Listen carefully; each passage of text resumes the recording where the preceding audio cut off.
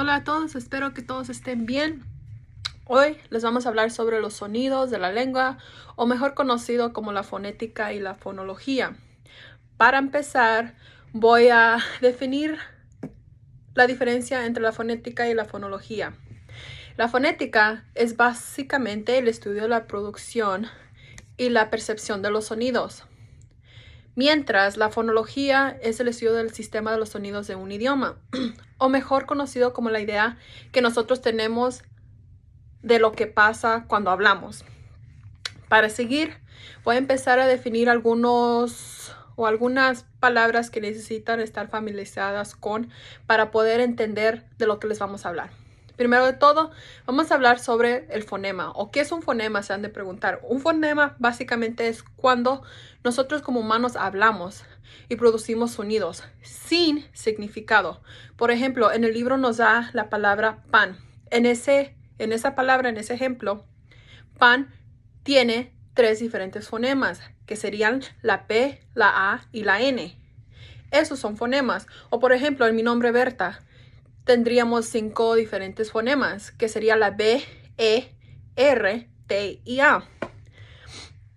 También deben de estar familiarizados con lo que es un par mínimo, que básicamente son dos palabras que se diferencian solo por el sonido. Por ejemplo, la palabra lata y bata, aunque tienen 3 de los fonemas iguales, la primera o el primer sonido de la palabra es lo que lo convierte en una gran diferencia o tiene un gran sonido diferente. También, por ejemplo, con una oración, como cuando, por ejemplo, cuando tu mamá te dice, vengan a comer, comeremos carne con el tenedor y el cuchillo. Y, por ejemplo, si también te dice, comeremos carne con elote y frijoles. Aunque se escucha casi igual, cada frase tiene un significado diferente. En la primera oración, cuando la mamá dice, comeremos carne con tenedor y cuchillo, se refiere a la acción que vamos a hacer y los objetos que se van a utilizar para producir esa acción. Mientras en el otro ejemplo, cuando tu mamá te dice que vamos a comer o van a comer carne con frijoles y elote, significa que básicamente vamos a comer el mero curso, que sería la carne, con otros 2 lados o combinantes al platillo. Se escucha casi igual, pero tiene diferentes significados. Otro vocabulario que deberían de estar familiarizados con es lo que es un alófono. Un alófono es básicamente basado en la preferencia personales de un sonido propio de la pronunciación de un fonema. Por ejemplo, el fonema D en la palabra dado. Aunque la palabra tenga 2 diferentes sonidos o sílabas en la palabra, son distintos alófonos, depende en la localización del fonema. Junto a vocales o a la final de la palabra. Como en este ejemplo que les acabo de decir, en la palabra dado, el primer sonido de la D, del comienzo de la palabra, es totalmente diferente a la segunda parte de la palabra donde dice do. También es importante que sepan lo que es una transcripción estrecha, que básicamente se trata de relojar la mayor cantidad de información fonética. Es básicamente en la manera que nosotros como humanos hablamos. Los sonidos o el movimiento de nuestras partes orales para producir un sonido. Al igual que una transcripción amplia sería una nota, solo los rasgos contribuyendo al significado. Con esta información, mis compañeros les podrán seguir enseñando más sobre la fonética y fonología. Tengo algunas notitas para ayudarme a entender y recordar lo que quiero hablar, y tengo un ejemplo del libro para mostrarles. Para empezar, los sonidos se clasifican por medio de dos clasificaciones. Uno es los vocálicos, que todos ya conocemos, A, E, I, O, U. Y también los consonantes, que son los sonidos diferentes de los vocálicos. Perdón. Y entonces, los sonidos consonánticos se producen por medio de una obstrucción del aire. Por ejemplo, el B y el P en español se dicen por el labio inferior cuando se sube a tocar el labio superior. Por ejemplo, B, P. Esos sonidos se produce porque el aire está bloqueado completamente. Y es por medio de este bloqueo de aire que hacemos los sonidos fonéticos que conocemos. Y por eso nos da la habilidad de hablar y tener oraciones, conversaciones, porque escuchamos las diferencias en estos sonidos. Y bueno, hacemos los sonidos por medio de estas órganos articulatorios. Y básicamente lo que dice es como en la imagen, tiene los labios, los dientes, hay diferentes partes de la boca y del cuerpo ahí en que usamos para producir estos sonidos. Como dije del ejemplo de P y de B, se produce por medio de cuando el labio inferior toca el labio superior, como dije. Y también cuando hablamos de los sonidos de como T y D, perdón, como T y D es cuando la lengua toca los dientes atrás en ese lugar y que se llama dental. Por ejemplo, T y D. Tu lengua toca ahí y eso bloquea el aire un poco más para darnos estos sonidos diferentes como el P y el D. También hay muchos como el F, es cuando pones sus dientes superiores sobre el labio inferior. Es como fonema.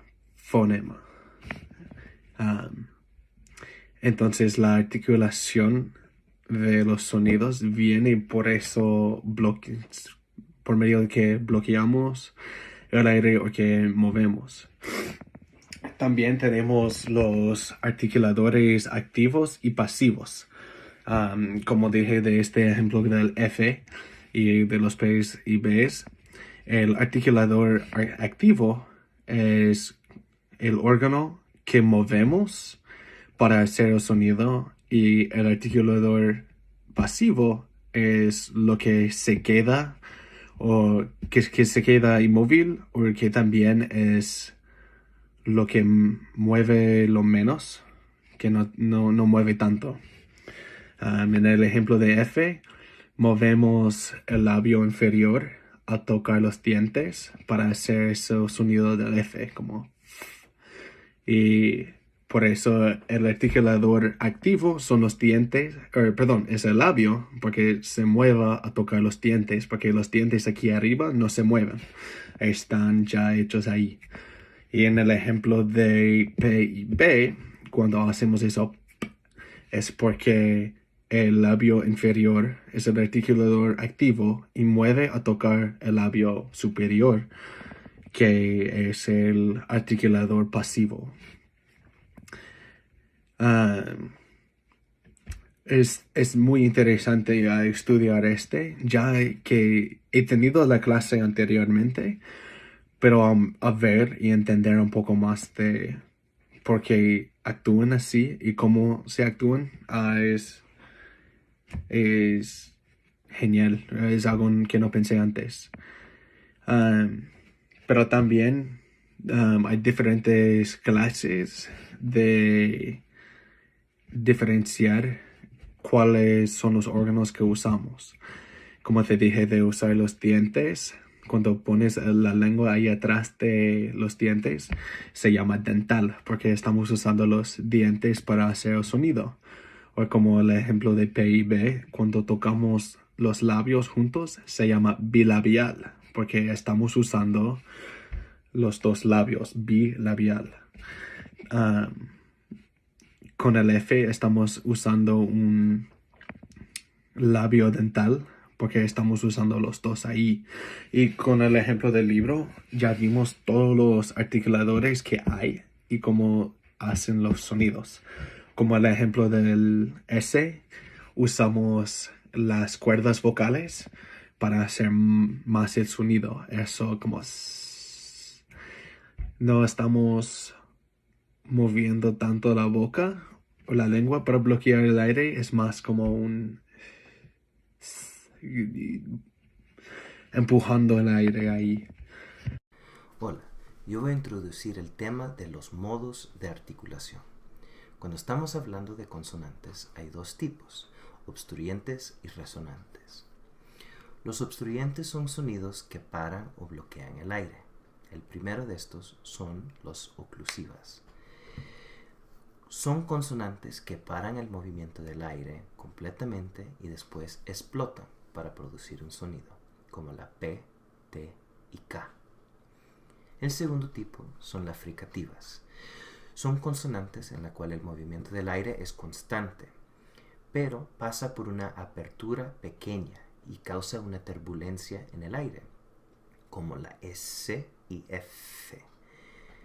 Debajo de las fricativas también existen las aproximadas. Son igual de la misma forma que producen el sonido, que causan una turbulencia, pero la apertura es un poco más abierta, como la B, D y G. El tercer tipo son las africadas. Es una combinación de los otros dos tipos. Es un sonido que empieza como una oclusiva, pero termina como un sonido fricativo. Un ejemplo de esto es la ch. Debajo de los resonantes hay dos tipos. Las nasales, que son sonidos a donde el flujo del aire sale de la nariz en vez de la boca, como la N, M y ñ. Y las líquidas. En las líquidas hay dos tipos.